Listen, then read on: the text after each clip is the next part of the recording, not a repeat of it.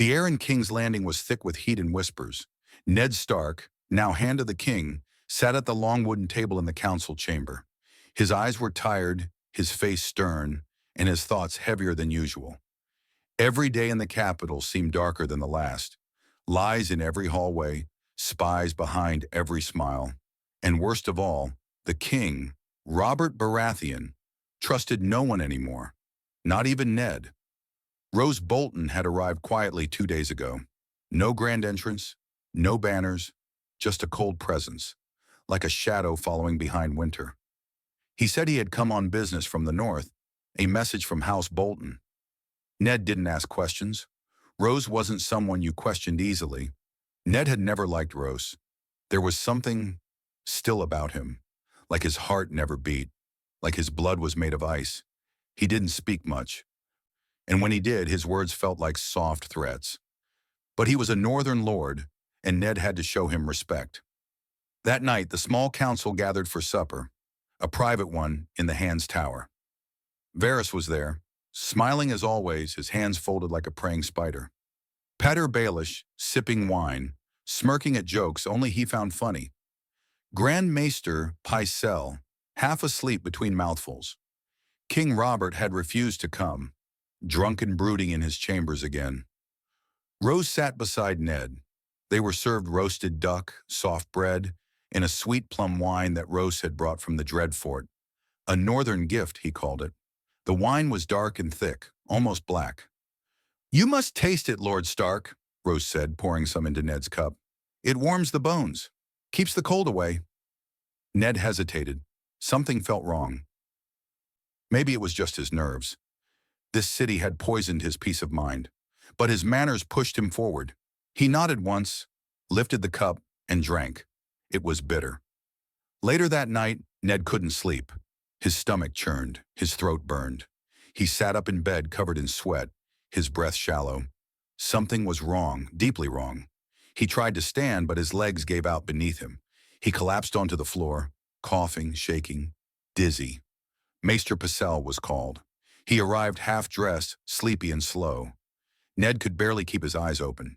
His vision blurred. Pycelle touched his forehead and muttered something about heat stroke and capital air. But someone else had followed him in. Arya. She had snuck into her father's room, hiding behind the heavy curtain. She had seen Roose leave earlier, quietly, like always, but he had left something behind. A tiny vial with dark residue at the bottom, hidden beneath the bed table. The next morning, Ned was alive. Barely. He couldn't speak well, but he managed one word to Arya when she asked if someone had done this. "Bolton."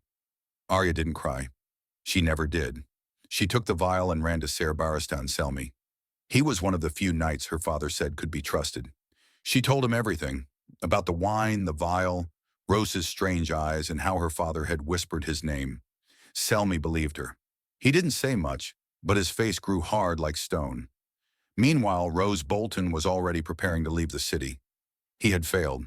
Somehow the poison had not worked fast enough. Or maybe he had been too careful, too slow. But it didn't matter. The message had been sent. Roose served the North, yes, but not House Stark. His loyalty was to power, not honor. Someone else had paid him, someone with gold and a hatred for Ned Stark. Roose didn't care who sat on the throne, as long as his own house rose from the shadows. He had no fear. Who would believe a girl's tale over a nobleman's word? But Arya Stark wasn't done. Not yet. King's Landing woke up the next morning the same way it always did, with the sound of merchants shouting, horses pulling carts, and whores laughing in alleyways. But inside the Red Keep, the walls whispered with fear. Lord Eddard Stark was dying. Arya stood alone outside her father's chambers, fists clenched, her face pale but eyes burning with something dark and dangerous. Maester Pycelle had insisted Ned would survive, but he also shrugged, muttering about age and travel and how sometimes the body simply gives up. Arya wanted to kick his knees out. Roose Bolton had left that morning, early, too early, no farewell, no explanation. His guards said only, "Our lord was summoned back to the Dreadfort." No one questioned it, except Arya and Ser Barristan Selmy. Selmy had stayed silent after Arya gave him the vial. He had it now, hidden inside his white cloak, next to the sword that had seen more wars than most men had seen seasons. That evening, Selmy stood before the queen's chambers. Cersei was there, of course, draped in green silk, a goblet of wine in her hand, her smile thin and amused. "Sir Barristan," she purred, "do you come bearing bad news or worse?" "I come bearing truth," Selmy replied coldly, "and poison." He laid the vial on the table. Cersei's smile didn't fade, but her eyes changed. "The poison used on Lord Stark," Selmy said calmly, "was not common. It was northern, thick, bitter. Bloodroot mixed with shadow milk. It causes fever, confusion, and slow death. It's not a woman's poison. It's a hunter's." "And you think I hunted Ned Stark?" She laughed, but there was something sharp in her voice now. "No, I think Roose Bolton did," Selmy said, "but I believe someone paid him." Cersei set the wine down. "And who told you this? A little wolf cub hiding in the walls? A girl who sees what others miss, and a lord who fled before sunrise." Selmy's tone never changed. "I believe you may want Ned Stark gone, but you're too smart to use someone like Roose Bolton." Cersei looked out the window, her fingers tightening. "You forget yourself, Sir Barristan. I am the queen." "You are also not the only one who hates Eddard Stark," Selmy said. "And if the boy dies, the North will march." That night, word of the poisoning spread quietly through the Red Keep, like smoke through cracks in stone. Varys heard it first, of course. He always did. Littlefinger heard next, and he smiled. Not because he was pleased, but because chaos was coming. Chaos was good for business. Sansa visited her father's bedchamber with Septa Mordaunt. She cried beside him, holding his hand. He couldn't speak, but his fingers twitched when he heard her voice. Maester Pycelle gave her false hope, told her her father was improving. Arya listened from the shadows and said nothing. She didn't trust anyone now. By the second night, Roose Bolton was 2 days' ride from King's Landing. He traveled with only 4 men and no banners, just shadows and silence. But what he didn't know, what no one knew, was that Arya Stark had followed him. She had stolen a horse. She had packed a dagger. She had taken bread and cheese from the kitchens and slipped out the same way the butcher's boy once had. Only she knew better than to get caught. Arya didn't have a plan, just a name. Roose Bolton, the man who tried to kill her father. In the dark woods past the Riverlands, Roose Bolton sat by the fire. One of his men asked, "Do you think they'll come after us?" Roose stared at the flames. "No, they're too busy bleeding each other in the capital. They won't notice what's already been lost." But Arya was watching, from the trees, from the dark, quiet as a shadow, and she had no intention of letting him reach the Dreadfort alive. The forest at night was a world of shadows and secrets. Arya moved like a whisper between the trees, her breath shallow, her eyes sharp.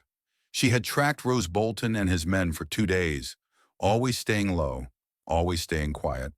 She didn't sleep much, just closed her eyes for a few heartbeats at a time. Her hunger was a constant growl, but her hate was louder. She had never killed a man before. She had thought about it, yes. Joffrey, Cersei, the Hound. But this was different. This wasn't a name from a prayer whispered in the dark. Roose Bolton was real. He had tried to murder her father, and she had followed him here, into the wild, far away from the safety of even her nightmares. Rose's camp was small. No tents, no fires unless they needed warmth. Just cold meat, cold men, and colder eyes. Bolton himself barely spoke. He watched his men the same way Arya had seen cats watch birds, waiting, calculating. One of his men had made a joke the first night. Roose hadn't laughed. By morning, that man was no longer with them. Arya found the body in the stream. His throat had been opened neatly. No blood trail, just silence. Roose didn't like mistakes. She waited until the 3rd night to get closer. Their fire was low.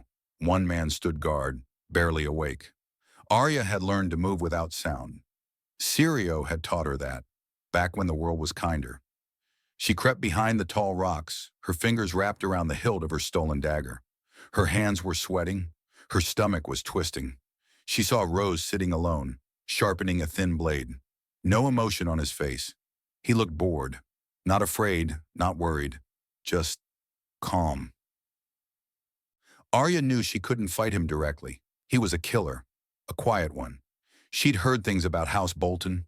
Flayed skins. Screams behind stone doors. Her brothers used to joke about it when they were young. But the fear was always real. So she waited. She crawled back into the trees and found a spot above the camp. A small ledge covered in moss. From there, she could watch everything. That night, she didn't blink. She didn't sleep. And just before dawn, she saw her chance. One of the guards, a young man, no older than Rob, wandered into the woods to piss. Arya followed him, keeping her steps light. She got close, so close she could smell the stale ale on his breath. He heard a crack behind him and turned, sword halfway out of the scabbard. Too late. Arya leapt from behind a tree, drove the dagger deep into his thigh, then again into his neck when he screamed. He choked on his own blood, hands flailing. She held his mouth shut until he stopped moving. She had done it. Her hands were shaking. Her heart was pounding so loud she thought it would give her away. She wanted to throw up, but she didn't. She wiped the blood on his shirt, took his sword, and ran deeper into the woods. But Roose had heard. He found the body at sunrise. He looked at the wound, then at the trees. "She's here," he said, not to anyone in particular. Stark's little rat. His men were tense now, nervous. This wasn't war. This wasn't battle. This was something worse, being hunted by a child with nothing to lose. "She'll try again," Roose said coldly, "but she'll fail." He was right about one thing. Arya would try again, but she had no intention of failing. Back in King's Landing, Ned Stark opened his eyes fully for the first time in days. His throat was dry, his chest tight, but he was alive. Sansa cried again, this time with joy. Pycelle praised the gods. Varys pretended to be relieved. But Ned wasn't thinking of the gods. He was thinking of Roose Bolton, and the poison that still burned in his memory. The forest didn't feel cold anymore. Arya was numb. To the wind, the blood, the silence that followed death. Killing that guard had changed something in her. She wasn't just a girl with a name and a dagger now.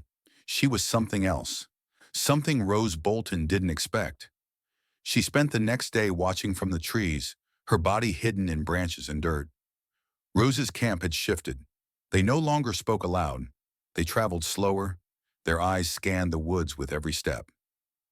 She had made them afraid. That gave her power.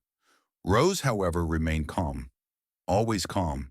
His pale face never showed emotion. He didn't speak unless necessary. One of his remaining men, a gruff, bald man with a crossbow, muttered, "This is madness. One girl's haunting us." Roose just stared at him and said, "Madness ends with discipline. The next mistake you make will be your last." No one argued after that. Arya didn't attack again, not yet. She watched, learned, waited. She could tell one of the men had an injured foot. He limped slightly, slowed down. Another kept falling asleep on watch. That was the one she would use next. Weakness wasn't just found in flesh, it lived in habit. But while Arya hunted in the wild, something else stirred back in King's Landing. Ned Stark sat up for the first time in a week. His face was pale, eyes sunken, but his voice had returned. He called for Varys, and the eunuch came, silent and smiling. "You're lucky to be alive, Lord Stark," Varys said gently. "I want names," Ned rasped. "Someone tried to kill me." Varys tilted his head. "Yes, and someone failed." "Roose Bolton." Varys didn't blink. "Ah, the Leech Lord. A quiet one. Dangerous. But surely a northern man wouldn't betray his own warden." "He was paid," Ned growled. "Gold, not honor." Varys lowered his voice. "Then perhaps you should ask yourself, who would benefit most from your death?" That question followed Ned all day. Littlefinger visited next. He brought no truth, only smiles and empty charm. "Ned, old friend, you're alive. The realm breathes easier." "I almost didn't make it," Ned said. "The wine was poisoned." Littlefinger raised his eyebrows with mock surprise. "Gods, what kind of man poisons a Stark?" "One who doesn't care about honor," Ned said, eyes locked. Or family. Littlefinger chuckled. Well, I can assure you it wasn't me. I like my chaos slow and elegant, not bloody and bitter. But Ned wasn't listening to his jokes anymore. He was thinking of his daughters, of Arya. He hadn't seen her since the poisoning. Sansa said she'd vanished. Guards had searched the castle. No sign. Varys claimed she had slipped through cracks. Pycelle said it was grief. Ned knew better. Arya wasn't lost. She was hunting. That night, Arya crept close enough to hear Bolton speaking. We'll ride before sunrise, no more delays. If the girl follows, let her. She'll die in the snow. He was heading north, trying to reach the Dreadfort.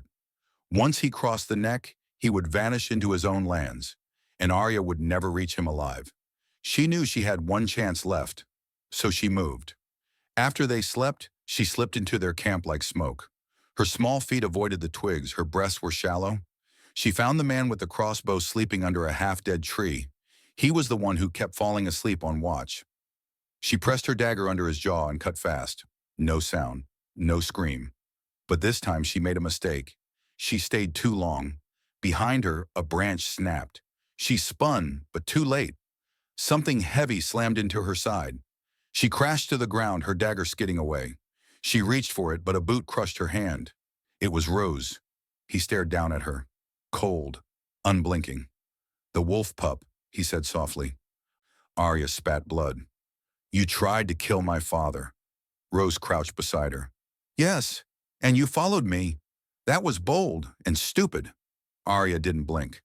Do it. Kill me. Rose leaned closer, voice like frost. Not yet. Then he raised the hilt of his dagger, and darkness took her. Arya woke to pain. Her head throbbed, her lip was split, and her hands were tied behind her back with rough rope that bit into her skin. Her mouth tasted of iron and dirt. She was slumped against a tree, cold and shaking, but her eyes burned with fury. Roose Bolton sat across from her, sharpening his knife in slow, precise strokes. Not for show, for control. He never wasted motion. Even his cruelty had rhythm. You tracked us well, he said quietly. I've seen grown men fall apart in these woods.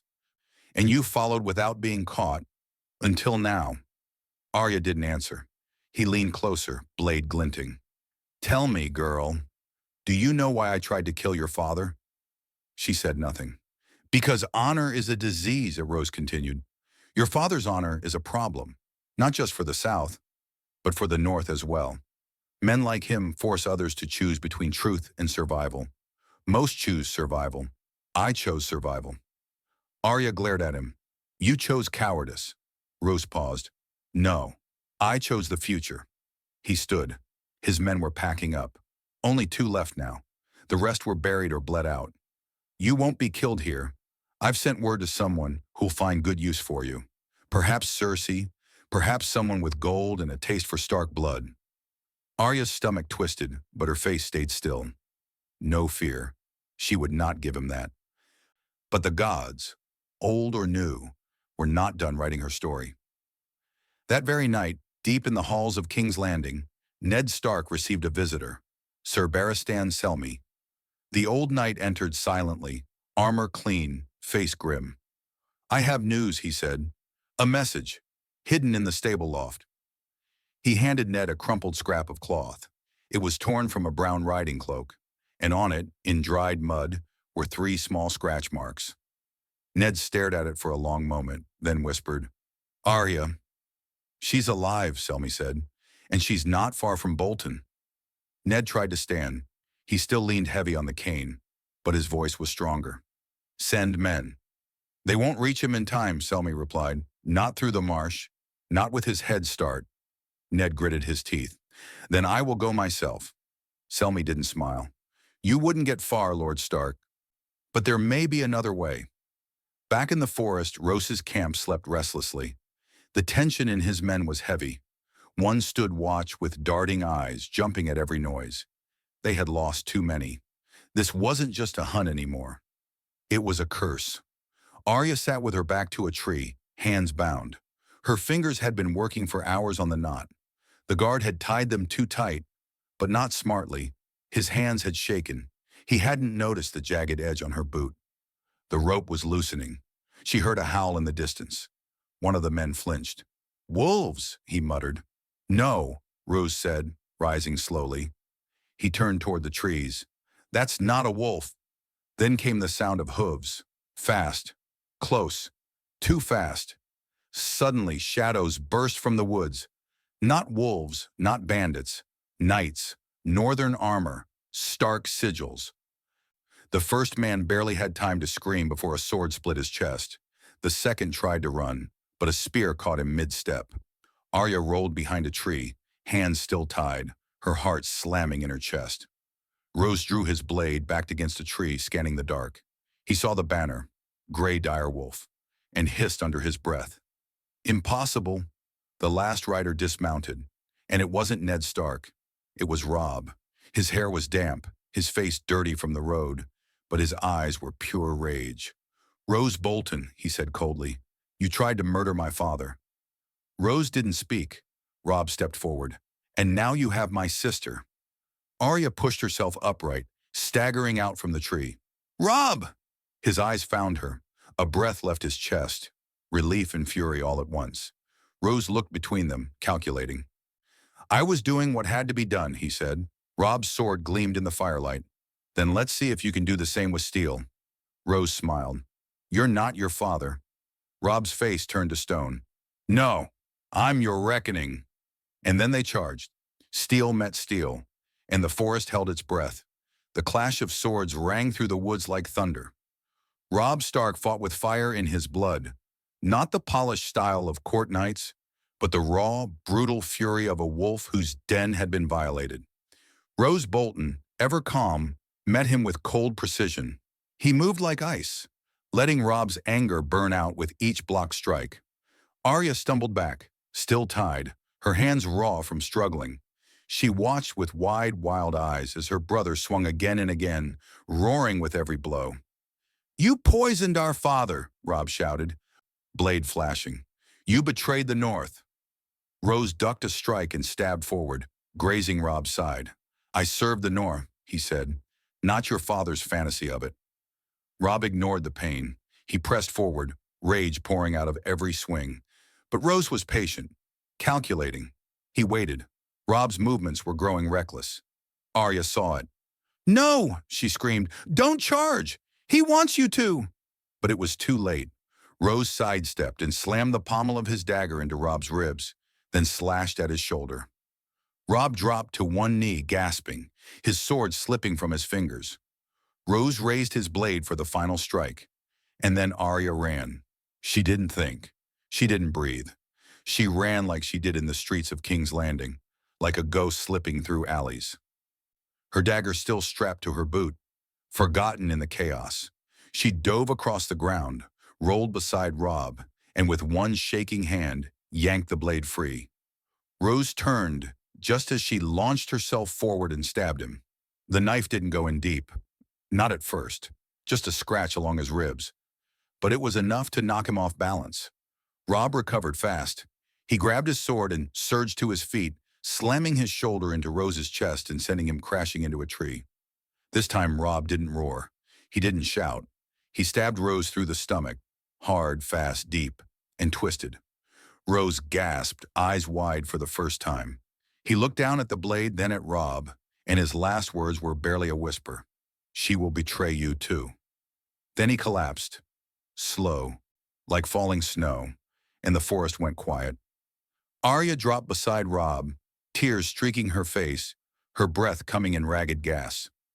Robb held her tight, one arm wrapped around her, the other holding his wound. "You're safe," he whispered.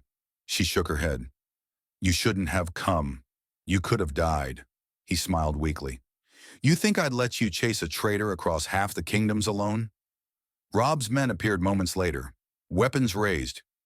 Too late for the fight, but not too late to see Roose Bolton's body bleeding into the moss.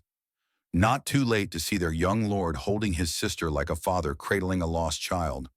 They made camp that night nearby, tending to Robb's wounds. Arya didn't sleep. She sat beside the fire, the dagger in her hand, still red with Bolton's blood. "Do you think father knows?" she asked.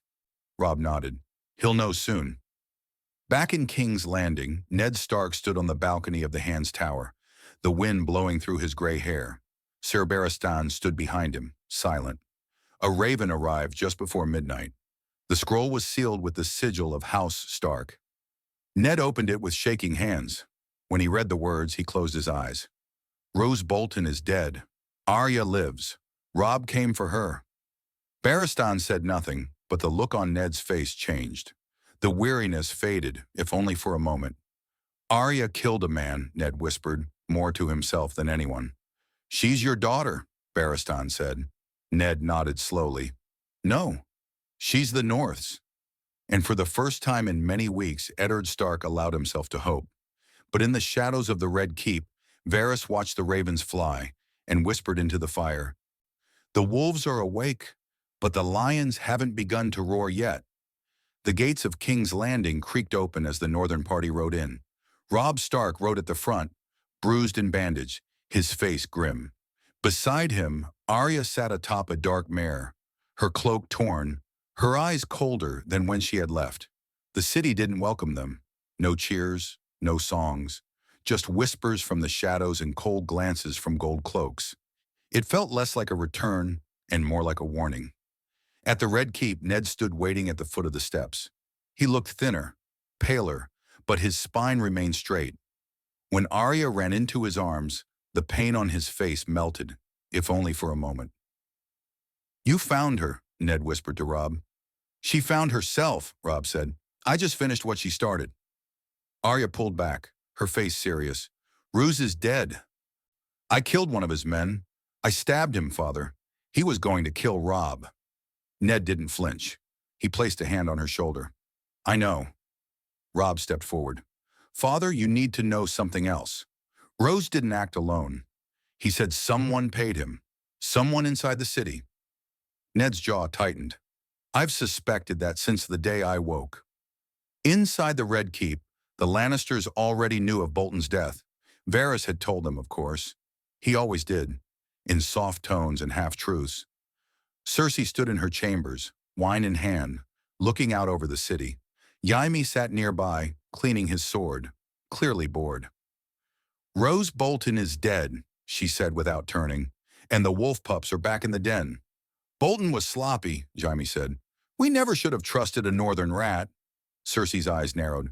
We didn't trust him. We used him. And now? She turned. Now we use someone else. That night, a meeting was called in the council chamber. The air was thick with false smiles. Varys sat like a cat in warm sun. Littlefinger toyed with a coin, eyes dancing between faces. Pycelle dozed. Cersei arrived last, regal and cold. Ned entered with Robb and Sir Barristan. We will not pretend anymore, Ned said, his voice sharp. Roose Bolton tried to murder me. My daughter was nearly taken. My son was forced to ride through enemy lands to bring her home. I want names and justice. Littlefinger chuckled. Strong words, Lord Stark. But in King's Landing, justice comes with a price. Robb slammed his hand on the table. That price has been paid in blood. Cersei sipped her wine. You're making accusations without proof, Lord Stark. Bolton was a madman. You said so yourself. What proof do you have of conspiracy? Varys folded his hands. Perhaps we should consider the timing. Lord Bolton's sudden visit, followed by his equally sudden departure. Poison that nearly killed the Hand. A northern poison.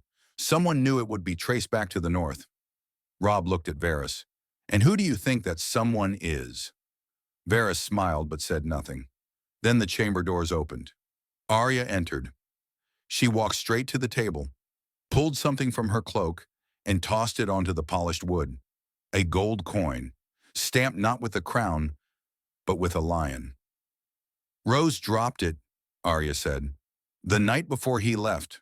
I found it near the saddlebag he tried to burn. He was paid with Lannister gold. The room went still. Even Cersei didn't speak.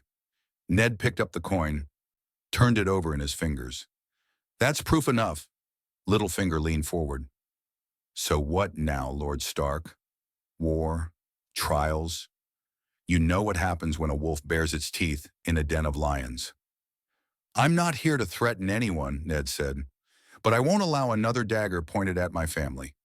From this day forward, no northern blood is spilled in this city without consequence. Cersei smiled thinly. Then you'd best watch your children, Lord Stark, all of them. Later that night, Robb stood with Arya on the ramparts. The city stinks, Arya muttered. I hate it. We'll leave soon, Robb said. As soon as Father says it's time. Arya looked out over the black water. They're going to try again, aren't they? Robb didn't answer, but she already knew. In the shadows, far below the tower, a messenger ran through the alleys with a letter sealed in wax. Not with a lion, but with a red sun. House Martell. The snakes were stirring, and winter was still coming. The sun rose over King's Landing like a warning. Blood red, sharp against the smoky sky. The streets stirred, but the city felt tenser than usual. Whispers ran through the alleys, into taverns and across the courtyards of the Red Keep. Lord Stark was alive. His son had returned with soldiers. Roose Bolton was dead, and a storm was coming. Inside the Tower of the Hand, Ned Stark stood by the window, watching the capital begin its daily ritual of corruption. Robb paced behind him, armored, sharp-eyed. Arya sat near the door, sharpening her dagger again and again, even though the edge was already fine. We should ride home, Robb said. Now. Tonight. Before they strike again. Ned shook his head. If we leave now, it'll be seen as weakness. We have to leave with answers. And proof. We already gave them proof. Arya showed them the gold, Robb argued. A coin won't bring justice. It brings suspicion, Ned said. We need the name of the hand that offered it. And as if the gods answered, a knock came. Sir Barristan entered. There's someone you must meet. A message arrived this morning. He asked for you. Ned nodded. Bring him in. A moment later, a cloaked figure stepped into the room. Lean, dark-skinned, with eyes like burning sand. The red sun of House Martell gleamed subtly on his tunic beneath the cloak. Who are you? Robb asked. Sir Quentyn Jourdain of the Tor, the man replied with a bow. I bring word from Dorne, and a secret. Ned raised an eyebrow. Dorne rarely involves itself in northern affairs. This is not about the north. It is about your poisoner. Arya stood now, alert. Bolton? No, the one who hired him, Quentyn said. He reached into his satchel and laid down a sealed letter. The wax bore a sigil not of a house, but of a coin, the banker's mark from Braavos. Roose Bolton did not act for gold alone. He was hired by someone who paid through shadow channels, untraceable, but the last payment passed through a Dornish caravan. Ned opened the letter. His face hardened with every word. At the bottom, a single signature turned his blood to ice. Pater Baelish. Arya stepped forward. Littlefinger, Quentyn nodded. He used Dornish wine, Dornish routes, wanted it all to point away from him. But we found the contract, hidden beneath a caravan guard's ledger. Robb clenched his jaw. He sits in council with us. He drinks our wine, and he plotted your death. Ned nodded. Then he must answer for it. But Littlefinger, as always, was one step ahead.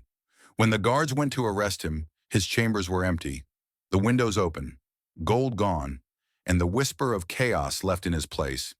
He's fled, Sir Barristan said, likely on a ship by now. Let him run, Robb growled. There's nowhere he can go where winter won't reach him. By nightfall, the city shifted again. The Lannisters remained silent, too silent. Cersei gave no speeches. Jaime disappeared from the barracks, and Tyrion, last seen in a brothel, hadn't returned. Arya stood with her father and brother at the docks the next morning. We ride home tonight, Ned said. I've seen enough treachery to last a lifetime. Robb nodded. What of Littlefinger? We'll find him. When the war begins, he'll crawl out of some hole. They always do. Arya stayed quiet, her eyes on the sea. I should have killed him first, she whispered. You killed the one who mattered, Ned said. Rose was the blade, Baelish was the whisper. Both are gone now. But he was wrong. Far across the narrow sea, a ship cut through the dark water. On board, Pater Baelish sipped wine beside a strange companion, a pale woman in red, her eyes glowing faintly in the lantern light. "The north moves, the lion watches," she said softly. "And chaos," Littlefinger smiled, "is still mine to shape." Back in Winterfell, the wolves returned home, but they were not the same. Arya no longer played with sticks. Robb no longer smiled in the snow. And Ned sat beside the fire each night, reading the letter again and again. They had survived. But survival was not victory. And in the South, the game had only just begun.